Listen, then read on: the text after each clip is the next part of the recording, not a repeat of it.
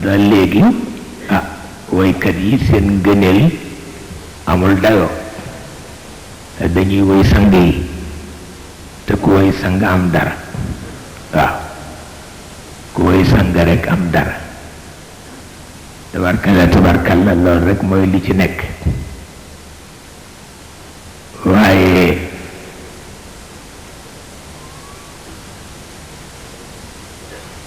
mel na ni itam rek bu dul sa manin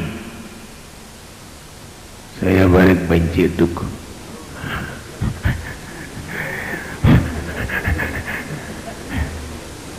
loolu sa manin sa dana woon benn bàyyi ca daara ja sa yàllin di ko tooñ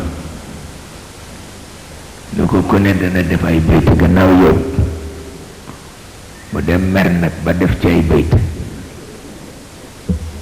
yu ko jàng rek xaq tay daanu ci suuf ndeysaan xol bi tàng jër mu daldi woote nag ñëpp ñëw toog xale yi amoon ci way wi yépp mu ni way wee taxoon ma woo leen ñu ne ko ci lu demee nan mu ni dama yëgle rek ni ku ko weet si ma ngëj la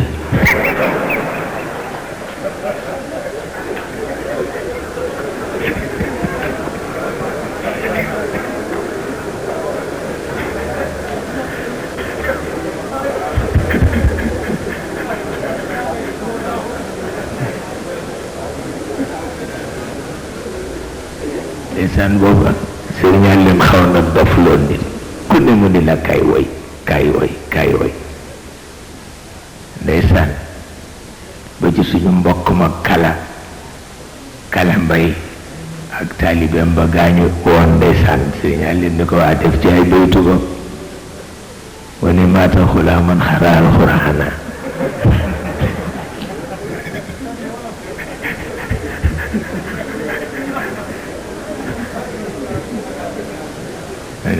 gàtt na de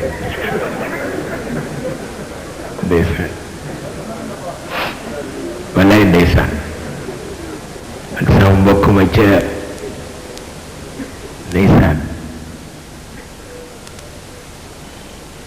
waay Babacar Ngom ku neex waay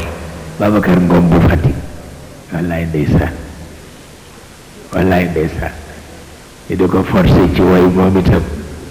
ونان هذا القصيد قالها باكر ngom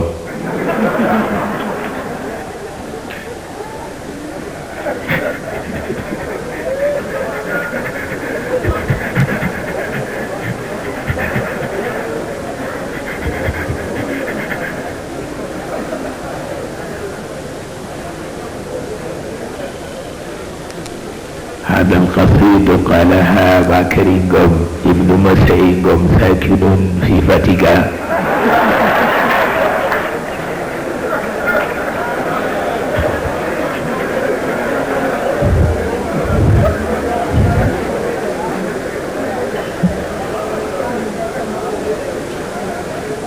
ndeysaan ak sunu baay bu ñoo wax aman mbaj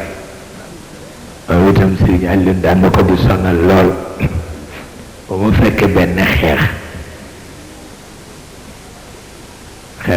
aman ña ak Babacar Diop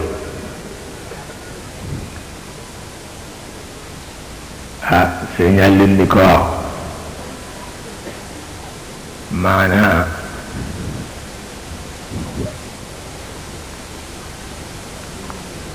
te nga ca def ci xeex bi bokk bayt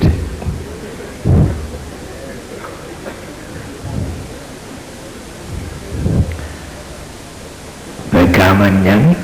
Babacar Diop daf ko dóor ba lex bi neey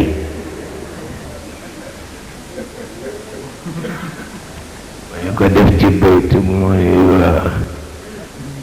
mu naaslu ndeysaan mu ngi sañsi ak kaali gi ba mu yàgg mu ni lëkkamatun qad warat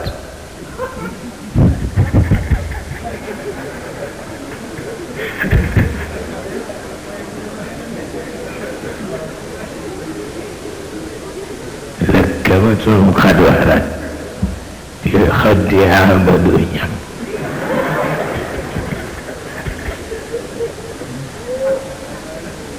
لكلمة قد ورد في خدها بدوية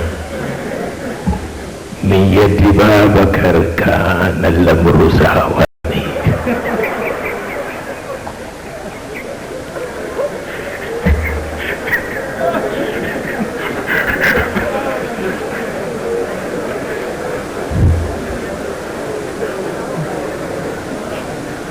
ndeysaan